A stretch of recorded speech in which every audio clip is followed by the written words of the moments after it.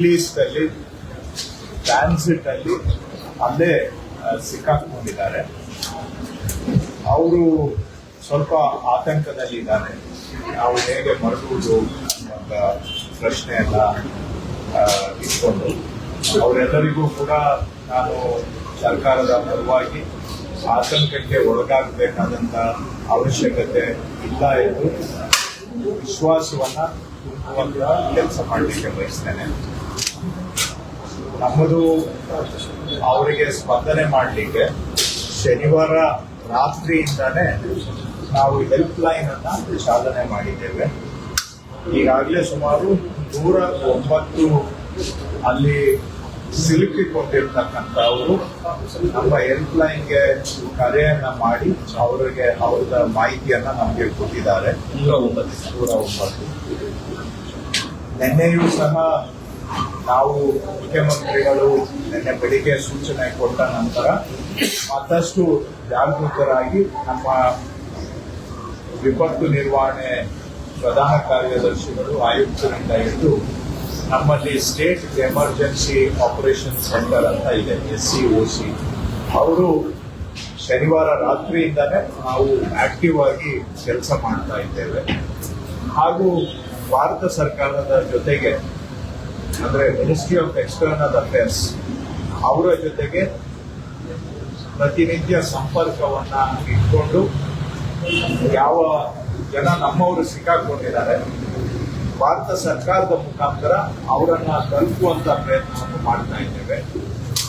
ದೆಹಲಿಯಲ್ಲಿ ಇರ್ತಕ್ಕಂಥ ನಮ್ಮ ರೆಸಿಡೆಂಟ್ ಕಮಿಷನರ್ ಅವರು ಸಹ ministry of external affairs Delhi ಜೊತೆಗೆ ಪ್ರತಿನಿತ್ಯ ಸಂಪರ್ಕದಲ್ಲಿ ಇಟ್ಕೊಂಡು ಅವರು ದೆಹಲಿಯಿಂದ ನಮ್ಮ ಕರ್ನಾಟಕದ ನಿವಾಸಿಗಳ ರಕ್ಷಣೆಗೆ ಅವರು ಕೋಆರ್ಡಿನೇಷನ್ ಅನ್ನ ಮಾಡ್ತಾ ಇದ್ದಾರೆ. ಈಗ 3 ವಿಷಯಗಳಲ್ಲಿ ಸ್ವಲ್ಪ ಕರೆ ಮಾಡಿದಂತವರು ನಮ್ಗೆ ಪ್ರಶ್ನೆಗಳನ್ನ ಕೇಳ್ತಾ ಇದ್ದಾರೆ. ಬಹುಶಃ 3 ವಿಷಯದಲ್ಲಿ ಸ್ವಲ್ಪ ಆತಂಕ ಇರಬಹುದು ಅವರಿಗೆ. ಒಂದನೇದು, ಎಲ್ಲರೂ ಕೇಳ್ತಾ ಇರ್ತಕ್ಕಂಥದ್ದು, ನಮಗೆ ಅಲ್ಲಿಂದ ವಾಪಸ್ಸು ಕರ್ನಾಟಕಕ್ಕೆ ಬರೋದಕ್ಕೆ ವಿಶೇಷ ವಿಮಾನ ಆಗಲಿ ಅಥವಾ ಬೇರೆ ಮುಖಾಂತರ ಆಗಲಿ ಅವರ ವಾಪಸ್ಸು ಪ್ರವಾಸದ ಬಗ್ಗೆ ಕೇಳ್ತಾ ಇದ್ದಾರೆ. ಅಂದ್ರೆ ನಮ್ಮನ್ನ ರೆಸ್ಕ್ಯೂ ಫ್ಲೈಟ್ಸ್ ಅಥವಾ ಸ್ಪೆಷಲ್ ಫ್ಲೈಟ್ ಏನಾದರೂ ಮಾಡ್ತಾ ಇದ್ದೀರಾ ಅಂತ ಕೇಳ್ತಾ ಇದ್ದಾರೆ. ಇದನ್ನ ನಾವು ಕೇಂದ್ರ ಸರ್ಕಾರದ ಜೊತೆಗೆ ಅವರನ್ನು ಕೇಳಿದ್ದೇವೆ.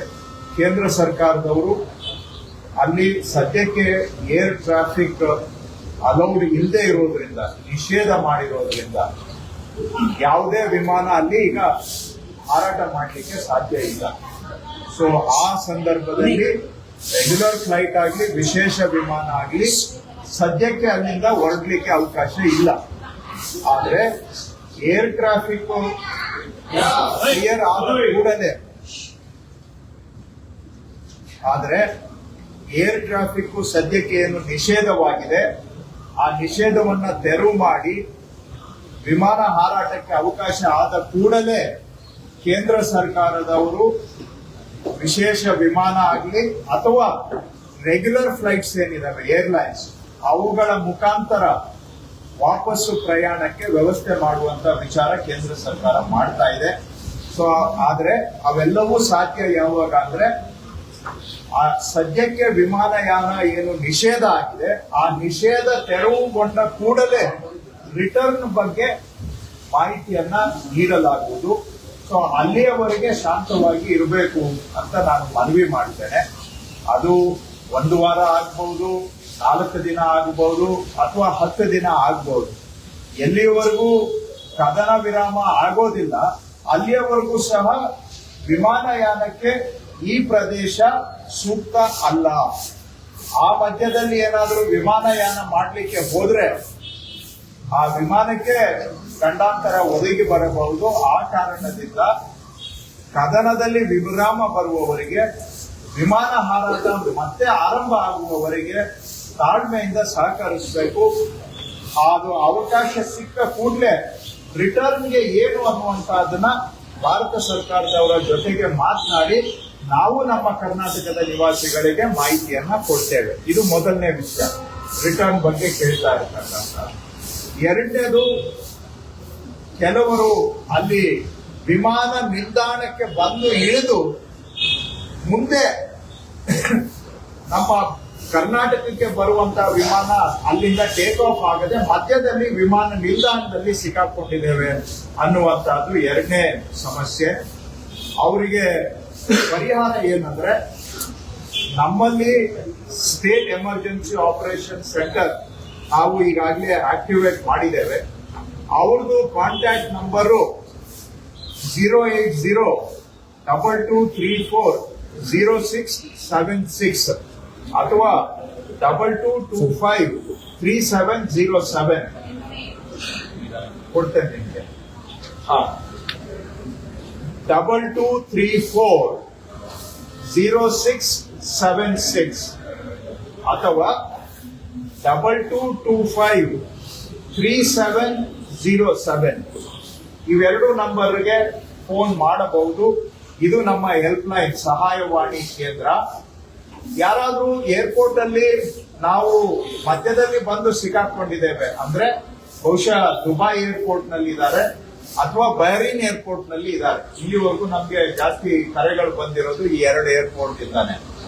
ಆ ಏರ್ಪೋರ್ಟ್ ನಲ್ಲಿ ಸಿಕ್ಕಾಕೊಂಡಿದ್ದೇವೆ, ಇಲ್ಲಿಗೆ ಕನೆಕ್ಟಿಂಗ್ ಫ್ಲೈಟ್ ಟೇಕ್ ಆಫ್ ಆಗ್ತಾ ಇಲ್ಲ, ಏರ್ಪೋರ್ಟ್ ನಲ್ಲಿ ಸೌಲಭ್ಯ ಇಲ್ಲ, ಆದ್ರೆ ನಮಗೆ ಹೊರಗಡೆ ಹೋಗ್ಲಿಕ್ಕೆ ವೀಸಾನು ಕೂಡ ಇಲ್ಲ. ಈ ಸಮಸ್ಯೆ ಇದ್ದಲ್ಲಿ ನಮಗೆ ಈ ಕಾಲ್ ಸೆಂಟರ್ಗೆ ಫೋನ್ ಮಾಡಿದ್ರೆ ನಾವು ಈ ಮಾಹಿತಿಯನ್ನ ministry of external affairs government of ಇಂಡಿಯಾದವ್ರಿಗೆ ಕೊಟ್ಟು ಅವರಿಂದ ಲೋಕಲ್ ಎಂಬಸಿಗೆ ಕಳಿಸ್ಕೊಟ್ಟು ಲೋಕಲ್ ಎಂಬಸಿ ಅವ್ರ ಕಡೆಯಿಂದ ಅವ್ರಿಗೆ ಕಾಂಟ್ಯಾಕ್ಟ್ ಮಾಡಿಸಿ ಲೋಕಲ್ ವೀಸಾ ಸಿಗೋದಕ್ಕೆ ಅವ್ರಿಗೆ ಅನುಕೂಲ ಮಾಡಿಕೊಡ್ಲಿಕ್ಕೆ ಅವಕಾಶ ಮಾಡಿದ್ದೇವೆ.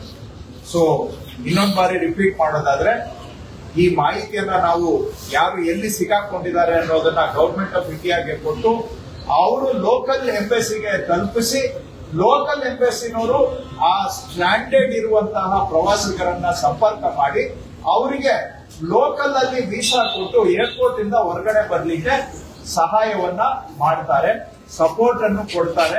ಇದು ಎಲ್ಲ ಲೋಕಲ್ ಎಂಬಸಿಗಳಿಗೆ ನಾವು ಸೂಚನೆಯನ್ನ ಭಾರತ ಸರ್ಕಾರದವರು ಕೊಟ್ಟಿದ್ದಾರೆ. ಅದಲ್ಲದೆ ನಾವು ನಿಮ್ ಜೊತೆಗೆ ಆ ಎಲ್ಲಾ ದೇಶಗಳದ್ದು ಲೋಕಲ್ ಎಂಬಸಿ ಕಾಂಟ್ಯಾಕ್ಟ್ ನಂಬರ್ಸ್ ಅನ್ನು ಕೂಡ ತಮ್ಮ ಮುಖಾಂತರ ಹಂಚಿಕೊಳ್ತಾ ಇದ್ದೇನೆ. Israel, Iran, Saudi Arabia, UAE, Qatar, Bahrain, Jordan, Oman, Iraq, Kuwait, Palestine ಇಷ್ಟು ದೇಶಗಳಲ್ಲಿ ನಮ್ಮ ಎಂಬಸಿ ನಂಬರ್ಸ್ ಅನ್ನ ತಮ್ಗೆ ಕೊಡ್ತೇವೆ. ಸೊ ಅಲ್ಲಿ ಯಾರಾದ್ರೂ ಸಿಕ್ಕಾಕೊಂಡಿದ್ರೆ ದಯವಿಟ್ಟು ನೇರವಾಗಿ ಸ್ಥಳೀಯ ಎಂಬಸಿಯನ್ನು ಕಾಂಟ್ಯಾಕ್ಟ್ ಮಾಡಬಹುದು. ನಮಗೆ ಕರೆ ಕೊಟ್ರೆ ನಾವು ಗವರ್ಮೆಂಟ್ ಆಫ್ ಇಂಡಿಯಾ ಮುಖಾಂತರ ಅವ್ರಿಗೆ ಮಾಹಿತಿ ಕಳಿಸ್ಕೊಡ್ತೇವೆ. ಇಲ್ಲ ಅಂದ್ರೆ ಡೈರೆಕ್ಟ್ ಆಗಿ ಅಲ್ಲಿನ ಎಂಬಸಿಗೆ ಕಾಂಟ್ಯಾಕ್ಟ್ ಮಾಡಿದ್ರೆ ಅವರು ವೀಸಾಗೆ ಟ್ರಾನ್ಸಿಟ್ ವೀಸಾಗೆ ಅರೇಂಜ್ ಮಾಡ್ತಾರೆ ಅಥವಾ ಬೇರೆ ಲೋಕಲ್ ಸಪೋರ್ಟ್ ಅನ್ನ ಕೊಡಬೇಕು ಅಂತ ಅವರಿಗೆ ಭಾರತ ಸರ್ಕಾರ ಸೂಚನೆಯನ್ನ ಕೊಟ್ಟಿದೆ. ಇದು ಅಲ್ಲದೆ ಕೇಂದ್ರ ಸರ್ಕಾರದ್ದು ಸಾರಥಿ ಸಹಾಯ ಅಂತ ಒಂದು ವೆಬ್ ಪೋರ್ಟಲ್ ಇದೆ, ಅಲ್ಲೂ ಕೂಡ ನೇರವಾಗಿ ಸಂಪರ್ಕ ಮಾಡಬಹುದು. ಸೊ 3 ವಿಧಾನ ಇದೆ. ಒಂದು, ನಮ್ಮ ಸ್ಟೇಟ್ ಎಮರ್ಜೆನ್ಸಿ ಆಪರೇಷನ್ ಸೆಂಟರ್ ನಮ್ಮ ಹೆಲ್ಪ್ ಲೈನ್ಗೆ ಫೋನ್ ಮಾಡಬಹುದು, ನಾವು ಅದನ್ನ ಕೇಂದ್ರ ಸರ್ಕಾರಕ್ಕೆ ಕೊಟ್ಟು ಅಲ್ಲಿಂದ ಎಂಬಸಿಗೆ ಕೊಡಿಸ್ತೇವೆ. ಅಥವಾ ನೇರವಾಗಿ ಲೋಕಲ್ ಎಂಬಸಿಗೆ ಸಂಪರ್ಕ ಮಾಡಬಹುದು. ಅಥವಾ ಕೇಂದ್ರ ಸರ್ಕಾರದ ಸಹಾಯವಾಣಿ ಆನ್ಲೈನ್ ಅಲ್ಲಿ ಸಾರಥಿ ಸಹಾಯ ಅಂತ ಇದೆ, ಅದಕ್ಕೂ ಕೂಡ ಸಂಪರ್ಕ ಮಾಡಬಹುದು.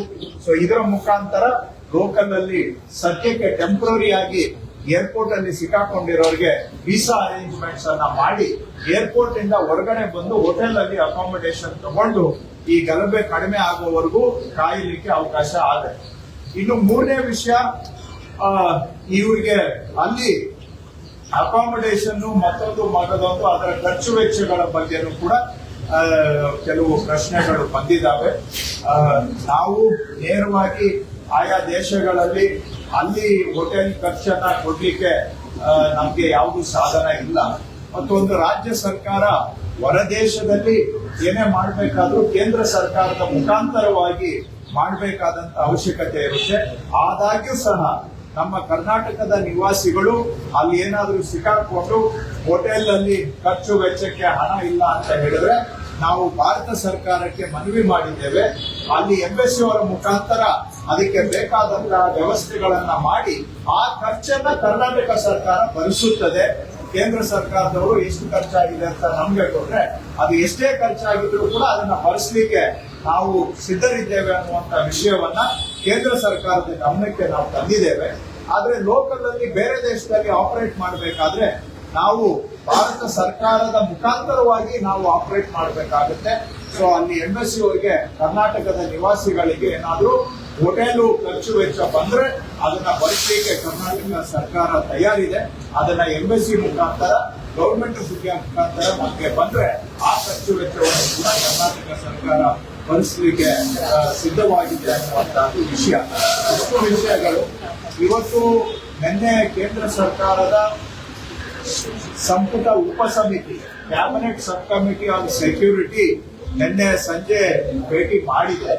ಆದ್ರೆ ಅವರು ಇನ್ನೂವರೆಗೂ ಕೂಡ ಏನು ಅಧಿಕೃತವಾಗಿ ನಮಗೆ ಯಾವುದೇ ಪಬ್ಲಿಕ್ ಗೆ ಇನ್ಫಾರ್ಮೇಶನ್ ಕೊಟ್ಟಿಲ್ಲ. ನಮಗೂ ಕೂಡ ಇನ್ನೂ ಇನ್ಫಾರ್ಮೇಶನ್ ಏನು ಕೊಟ್ಟಿಲ್ಲ ಏನು ತೀರ್ಮಾನ ಆಗಿದೆ ಅಂತ. ನಾವು ಕೂಡ ಸುದ್ದಿ ಮಾಧ್ಯಮದ ಮುಖಾಂತರ ಬೇರೆ ಬೇರೆ ದೇಶಗಳ ಸುದ್ದಿ ಮಾಧ್ಯಮದ ಮುಖಾಂತರ ತಿಳಿದು ಬಂದ ಹಾಗೆ ಇನ್ನೂ ಒಂದು ವಾರದಷ್ಟು ಈ ಕದನ ಮುಂದುವರಿಯುವ ಸಾಧ್ಯತೆ ಇದೆ ಅನ್ನುವಂಥದ್ದು. ಸೊ ನಾವು ನಮ್ಮ ಕರ್ನಾಟಕದ ನಿವಾಸಿಗಳು ಹೊರಗಡೆ ಎಲ್ಲಿ ಸಿಕ್ಕಾಕೊಂಡಿದ್ದಾರೆ ಅವರ ನೆರವಿಗೆ ನಾವು ಎಲ್ಲಾ ಪ್ರಯತ್ನವನ್ನ ಮಾಡ್ತಾ ಇದ್ದೇವೆ. ಏತನ್ಮಧ್ಯೆ ಯಾರು ಆತಂಕಕ್ಕೆ ಒಳಗಾಗಬಾರದು. ಆತಂಕದಿಂದ ಏನೂ ಸಾಧನೆ ಮಾಡಲಿಕ್ಕೆ ಆಗೋದಿಲ್ಲ. ಇದು ಅನಿರೀಕ್ಷಿತ ಒಂದು ಘಟನೆ. ಇದರಲ್ಲಿ ನಿಮ್ಮ ಸರ್ಕಾರ ನಿಮ್ಮ ಜೊತೆಗೆ ನಿಂತಿದೆ. ನಾವು ನಮ್ಮ ಎಲ್ಲಾ ಶಕ್ತಿಯನ್ನ ಪ್ರಯೋಗ ಮಾಡಿ ನಿಮಗೆ ಸಕಾಲದಲ್ಲಿ ನೆರವನ್ನ ಕೊಡುವಂತಹದ್ದು ನಮ್ಮ ಜವಾಬ್ದಾರಿ ಇದೆ. ಆ ಕೆಲಸವನ್ನ ನಿಮ್ಮ ಸರ್ಕಾರ ಬಹಳ ಜವಾಬ್ದಾರಿಯುತವಾಗಿ ಮಾಡ್ತಾ ಇದೆ. ಆದ್ರೆ ಅವಕಾಶ ಸಿಗುವವರೆಗೆ ಎಲ್ಲರೂ ಕೂಡ ಶಾಂತಿಯಿಂದ ಇರಬೇಕು ಅಂತ ನಾನು ಮನವಿಯನ್ನ ಮಾಡ್ತಾ ಇದ್ದೇನೆ. ನಮ್ಮ ಹೆಲ್ಪ್ ಲೈನ್ ಜೊತೆ ಸಂಪರ್ಕ ಇಟ್ಕೊಳ್ಳಿ. ಅದು ಏನೇ ಸಮಸ್ಯೆ ಇದ್ರೂ ಅದಕ್ಕೆ ಪರಿಹಾರ ಸ್ಪಂದಿಸ್ತಕ್ಕಂತ ಕೆಲಸ ಭಾರತ ಸರ್ಕಾರದ ಸಹಾಯದಿಂದ ಭಾರತ ಸರ್ಕಾರದ ಮುಖಾಂತರ ನಾವು ನಿರಂತರವಾಗಿ ಅದನ್ನ ಮಾಡ್ತಾ ಇದ್ದೇವೆ. ಇದು ಅಲ್ಲದೆ ಡಿಸ್ಟ್ರಿಕ್ಟ್ ಲೆವೆಲ್ ಹೆಲ್ಪ್ ಲೈನ್ ಅನ್ನು ಕೂಡ ನಾವು ಆಕ್ಟಿವೇಟ್ ಮಾಡಿದ್ದೇವೆ ಪ್ರತಿ ಜಿಲ್ಲೆಗೆ. But state help line coordinate ಮಾಡ್ತಾ ಇದೆ. ಡಿಸ್ಟ್ರಿಕ್ಟ್ ಹೆಲ್ಪ್ ಲೈನ್ ಬಹುಶಃ ಅವಶ್ಯಕತೆ ಬರೋದಿಲ್ಲ. ಆದ್ರೆ ಎಲ್ಲ ಡಿಸಿಗಳಿಗೆ ನಾವು ಸೂಚನೆ ಕೊಟ್ಟಿದ್ದೇವೆ. ಆ ಜಿಲ್ಲೆಯವರು ಯಾರ್ಯಾರು ಎಲ್ಲೆಲ್ಲಿ ಸ್ಟ್ಯಾಂಡರ್ಡ್ ಇದ್ದಾರೆ ಅವ್ರ ಜೊತೆ ಕೋಆರ್ಡಿನೇಷನ್ ಮಾಡಬೇಕು ಅಂತ ಕೂಡ ನಾವು ಸೂಚನೆಯನ್ನ ಕೊಟ್ಟಿದ್ದೇವೆ. ಒಟ್ಟಾರೆ ಸರ್ಕಾರ ಶನಿವಾರ ರಾತ್ರಿಯಿಂದಲೇ ಎಚ್ಚೆತ್ತುಕೊಂಡು ಇವರನ್ನ ಎಲ್ಲೆಲ್ಲಿ ಇದ್ದಾರೆ ಅವರಿಗೆ ನೆರವಿಗೆ ಈ ಸಂದರ್ಭದಲ್ಲಿ ಏನ್ ಮಾಡ್ಲಿಕ್ಕೆ ಸಾಧ್ಯ ಅದನ್ನ ಸರ್ಕಾರ ನಿರಂತರವಾಗಿ ಮಾಡ್ತಾ ಇದೆ. ನಾನು ಡೈಲಿ ನಮ್ಮ ರೆಸಿಡೆಂಟ್ ಕಮಿಷನರ್ ನಮ್ಮ ಪ್ರಿನ್ಸಿಪಲ್ ಸೆಕ್ರೆಟರಿ ಅವರು ಡೈಲಿ ನಾವು ವಿಡಿಯೋ ಕಾನ್ಫರೆನ್ಸ್ ಮುಖಾಂತರ ನಿನ್ನೆ ಇವತ್ತು ನಿರಂತರ ಸಂಪರ್ಕದಲ್ಲಿ ಇದ್ದೇವೆ. ಸೆಂಟ್ರಲ್ ಗವರ್ಮೆಂಟ್ ಜೊತೆಗೂ ಕೋಆರ್ಡಿನೇಷನ್ ಮಾಡ್ತಾ ಇದ್ದೇವೆ. ಆದ್ರೆ ಇವಾಗ ಎವ್ಯಾಕ್ಯುಯೇಷನ್ ಯಾವಾಗ ಮಾಡಬಹುದು ಅನ್ನೋದಕ್ಕೆ ಸೆಂಟ್ರಲ್ ಗವರ್ಮೆಂಟ್ ಇಂದ ಇನ್ನೂ ಸ್ಪಷ್ಟ ಉತ್ತರ ಇಲ್ಲ. ಯಾಕಂದ್ರೆ ಕದನ ನಡೀತಾ ಇರೋದ್ರಿಂದ ಅದು ಸ್ಪಷ್ಟತೆ ಬಂದ ಕೂಡಲೇ ಮುಂದಿನ ಯೋಜನೆಯನ್ನು ನಾವು ರೆಡಿ ಮಾಡ್ಕೊಂಡಿದ್ದೇವೆ. ಎವ್ಯಾಕ್ಯುಯೇಷನ್ ಸ್ಟಾರ್ಟ್ ಆದ ತಕ್ಷಣ ಏನ್ ಮಾಡ್ಬೇಕು ಅನ್ನೋದು ನಮ್ಮ ಹತ್ರ ಪ್ಲಾನ್ ಇದೆ. ಆದ್ರೆ ಅದು ಈಗ ನಾನು ಅದ್ರ ಬಗ್ಗೆ ಮಾತಾಡ್ಲಿಕ್ಕೆ ಹೋಗೋದಿಲ್ಲ. ಯಾಕಂದ್ರೆ ಎವ್ಯಾಕ್ಯುಯೇಷನ್ಗೆ ಬಂದಾಗ ಅದನ್ನ ನಾವು ರೆಡಿ ಮಾಡ್ಕೊಂಡಿದ್ದೇವೆ. ಈಗ ಆಲ್ರೆಡಿ ಆ ಎವ್ಯಾಕ್ಯುಯೇಷನ್ ಪ್ಲಾನ್ ಅನ್ನು ಕೂಡ ಇಂಪ್ಲಿಮೆಂಟ್ ಮಾಡ್ತೇವೆ. ಸದ್ಯಕ್ಕೆ 109 ಜನ ನಮ್ಗೆ ಕರೆ ಮಾಡಿದ್ದಾರೆ.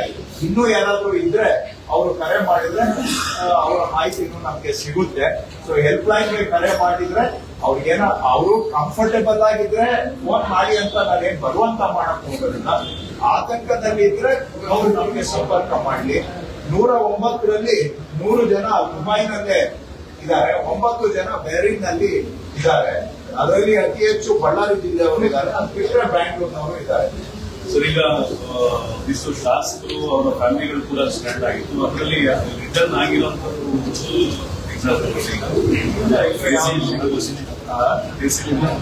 ಅವರು ಎಲ್ಲಿದ್ರೋ ಗೊತ್ತಿಲ್ಲ. ಈಗ ಯುರೋಪ್ ಅಲ್ಲಿ ಅಥವಾ ನೀವು ಈ ಕಡೆ ಏಷ್ಯಾದಲ್ಲಿ, ಯುರೋಪ್ ಅಲ್ಲಿ, ಅಮೆರಿಕಾದಲ್ಲಿ ಇದ್ರೆ ವಯಾ ಮಿಡ್ಲ್ ಈಸ್ಟ್ ಬರೋದ್ರ ಬದಲಿಗೆ ಬೇರೆ ರೂಟ್ ಅಲ್ಲಿ ಬರಬಹುದು ಅಂತವರಿಗೆ ಕೆಲವರಿಗೆ ಅವಕಾಶ ಇದೆ. ಸೊ ಅಂದ್ರೆ ಯುರೋಪ್ ಅಲ್ಲಿ ಸ್ಟಕ್ ಆಗಿದ್ದಾರೆ.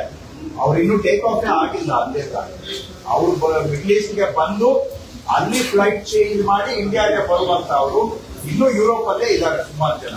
ಅಮೆರಿಕಾದಲ್ಲೂ ಇದ್ದಾರೆ, ಏಷ್ಯಾದ ಕೆಲವು ಭಾಗದಲ್ಲೂ ಕೂಡ ಇದ್ದಾರೆ. ಸೊ ಅವರು ಬೇರೆ ಮಿಡ್ಲ್ ಈಸ್ಟ್ ರೂಟ್ ಅಲ್ಲದೆ ಬೇರೆ ರೂಟ್ ಮುಖಾಂತರವಾಗಿ ತಲುಪಬಹುದು. ಅಂದ್ರೆ ಈಗ ಸಿಂಗಾಪುರ್ ಏರ್ಲೈನ್ಸ್ ಇರುತ್ತೆ, ಬ್ಯಾಂಕಾಕ್ ಏರ್ಲೈನ್ಸ್ ಇರುತ್ತೆ, ಕ್ಯಾಥೆ ಪೆಸಿಫಿಕ್ ಇರುತ್ತೆ. ಇವರಿಗೆಲ್ಲ ಬಹುಶಃ ಇಷ್ಟು ಮಟ್ಟಿಗೆ ಏನು ತೊಂದರೆ ಆಗೋದಿಲ್ಲ. ಸೊ ಅವರು ಆ ರೂಟಿಂದ ವಾಪಸ್ ಬರ್ಲಿಕ್ಕೆ ಅವಕಾಶ ಇರುತ್ತೆ. ಸೊ ಏಷ್ಯನ್ ಕ್ಯಾರಿಯರ್ಸ್ ಮುಖಾಂತರ ಬರ್ಲಿಕ್ಕೆ ಅವಕಾಶ ಇರುತ್ತೆ. ಅದು ಅವರವರ ಟ್ರಾವೆಲ್ ಏಜೆಂಟ್ ಜೊತೆ ಮಾತಾಡ್ಕೊಂಡು ಅದನ್ನ ಕೋಆರ್ಡಿನೇಟ್ ಮಾಡ್ಬೋದು. ಸರಿ. ಆದ್ರೆ ಮಿಡ್ಲ್ ಈಸ್ಟ್ ಮುಖಾಂತರನೇ ಬರಬೇಕು ಅಂತ ಅನಿವಾರ್ಯತೆ ಇರೋರಿಗೆ ಸದ್ಯಕ್ಕೆ ತೊಂದರೆ. ಅಂದ್ರೆ ಬೇರೆ ರೂಟ್ ಅಲ್ಲಿ ಬರೋರಿಗೆ ತೊಂದರೆ ಇಲ್ಲ. ಕ್ಯಾಶುಯಾಲಿಟಿ ಆಗಿರುವಂತದ್ರಲ್ಲಿ ಇಲ್ಲ, ಅವರು ಒಂದು ಮಾತ್ರ ಮೈನರ್ ಕ್ಯಾಶುಯಾಲಿಟಿ ಅಂತ ನಾನು ಮಾತಾಡ್ತಾ ಗೊತ್ತಾಯ್ತು. ಅಂತ ಮೇಜರ್ ಕ್ಯಾಶುಯಾಲಿಟಿ ನಮ್ಗೆ ಯಾವ್ದು ರಿಪೋರ್ಟ್ ಆಗಿಲ್ಲ. ಸರಿ, ನಮ್ಗೆ ಆ ಮಾಹಿತಿ ಬಂದಿಲ್ಲ. ಸರ್, ಎಷ್ಟು ಜನ ಇಲ್ಲಿ ಹೋಗಿದ್ದಾರೆ ಸಂಪೂರ್ಣ ಮಾಹಿತಿ ಸರ್ಕಾರ ಅವ್ರು ಕೂಡ ಮಾಹಿತಿ ಅವ್ರು ಕೊಡ್ಬೇಕು. ಇಲ್ಲ ಅಂದ್ರೆ ನಾವು ಮಿನಿಸ್ಟ್ರಿ ಆಫ್ ಎಕ್ಸ್ಟರ್ನಲ್ ಅಫೇರ್ಸ್ ಅವರಿಂದ ತಗೊಳ್ಬೇಕು. ಸರ್, ಪ್ರವಾಸಕ್ಕೆ ಹೋಗಿರೋರು ವಾಪಸ್ ಬರೋದು ಅಲ್ಲಿ ಕೆಲಸ ಮಾಡ್ತಿರೋ ಏನಾದ್ರು ಆತಂಕ ಇದೆ, ಅವ್ರೇನಾದ್ರು ಸಂಪರ್ಕ ಮಾಡಿದ್ದಾರೆ? ಯಾಕಂದ್ರೆ ಕರ್ನಾಟಕದಲ್ಲೂ ಸಿಕ್ಕಾಪಟ್ಟೆ ಜನ ಕೆಲಸ ಮಾಡ್ತಿದ್ದಾರೆ ರಾಜ್ಯದಲ್ಲಿ. ಅವ್ರೇನಾದ್ರು ಈಗ ನಾನು ಕೆಲವ್ರ ಹತ್ರ ಮಾತಾಡಿದೆ, ಕೆಲವರು ಶಾಸಕರು ಅಲ್ಲಿ ಸ್ಟಕ್ ಆಗಿರೋರು ಅವ್ರ ಹತ್ರ ನಾನು ಮಾತಾಡಿದೆ. ಅಲ್ಲಿ ತಾತ್ಕಾಲಿಕವಾಗಿ ಅಲ್ಲೇ ವಾಸ ಮಾಡ್ತಾ ಇರುವಂತಹ ಉದ್ಯೋಗದಲ್ಲಿರುವಂತವ್ರು, ಅವರಿಗೆ ನಾವು ಮನವಿ ಮಾಡುವಂತಹದ್ದು, ಲೋಕಲ್ ಗವರ್ಮೆಂಟ್ ಅವರು ಏನು ಸಲಹೆ ಸೂಚನೆ ಕೊಡ್ತಾರೆ ಅದನ್ನ ದಯವಿಟ್ಟು ಫಾಲೋ ಮಾಡಬೇಕು. ಅದನ್ನ ಸ್ಟ್ರಿಕ್ಟ್ ಆಗಿ ಫಾಲೋ ಮಾಡಬೇಕು. ಅವ್ರೇನು ಮನೆಯಿಂದ ಹೊರಗಡೆ ಬರಬಾರ್ದು, ಹಾಗೂ ಓಡಾಡಬಾರ್ದು, ಇಂಥ ಸಮಯದಲ್ಲಿ ಕರ್ಫ್ಯೂ ಇರುತ್ತೆ, ಇಂತಹ ಸೂಚನೆಗಳನ್ನ ದಯವಿಟ್ಟು ಅಲ್ಲಿ ಪಾಲನೆ ಮಾಡಬೇಕು. ಮಿಡ್ಲ್ ಈಸ್ಟ್ ಅಲ್ಲಿ ಇರ್ತಕ್ಕಂತಹ ವಾಸ ಮಾಡ್ತಾ ಇರ್ತಕ್ಕಂಥ ಕರ್ನಾಟಕದ ನಿವಾಸಿಗಳಿಗೆ ನಾನು ಮನವಿ ಮಾಡೋದು. ಹಾಗೂ ಎರಡನೇದು, ಲೋಕಲ್ ಎಂಬೆಸಿ ಹತ್ರ ದಯವಿಟ್ಟು ರಿಜಿಸ್ಟರ್ ಮಾಡ್ಕೊಳ್ಳಿ.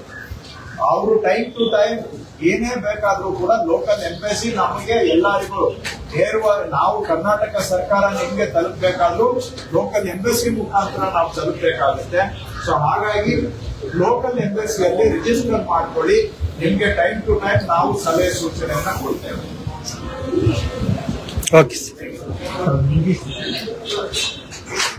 ಹೆಚ್ಚಿನ ವಿಡಿಯೋಗಳಿಗೆ ಪ್ರತಿಧ್ವನಿ ಯೂಟ್ಯೂಬ್ ಚಾನೆಲ್ ಸಬ್ಸ್ಕ್ರೈಬ್ ಮಾಡಿ, ಬೆಲ್ ಐಕಾನ್ ಕ್ಲಿಕ್ ಮಾಡಿ.